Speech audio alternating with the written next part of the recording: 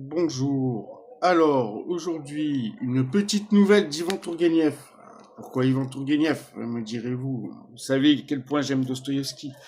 Donc Dostoïevski m'a fait lire du Tchekhov, m'a fait lire du Pouchkine, du Griboïdov, et là, notamment du Tourguenieff, du Lermontov.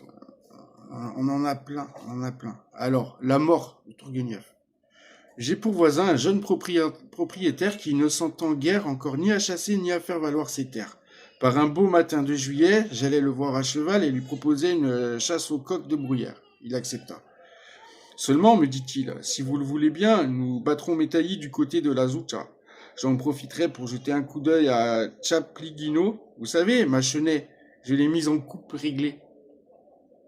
Entendu.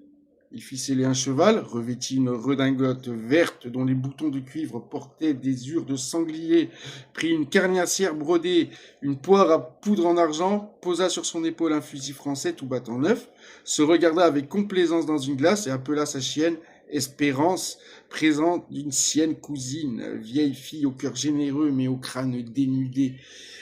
Nous partîmes. Mon voisin se fit accompagner du Detchatski Archip, paysan trapu, à la figure carrée, aux pommettes de mastodonte et de son nouveau régisseur, Monsieur Gottlieb von der Kock, jeune homme d'une vingtaine d'années, originaire des provinces baltes, maigre, blond, myope, pourvu d'épaulettes tombantes et d'un cou à n'en plus finir. Mon voisin lui-même n'a pris que tout récemment possession de ce domaine. Il en a hérité de sa tante, la conseillère d'État, c'est-à-dire une conseillère d'État, c'est la veuve d'un conseiller d'État, cinquième classe de la hiérarchie civile, correspondant au grade de général-major. Franchement, ça va. Donc, la conseillère d'État Cardone Kataïev, dont l'embourbouin atteignait de telles proportions que même au lit, elle ne cessait de soupirer et de geindre. Voilà. Voilà, je vous les venir. Nous arrivâmes. Voilà, donc ce n'est pas dépourvu d'humour.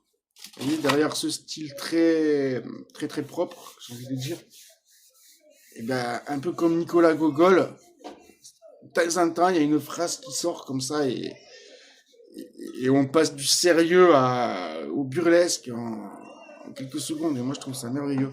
Sur ce, je vous souhaite une bonne journée, une bonne nuit. C'est à vous de voir.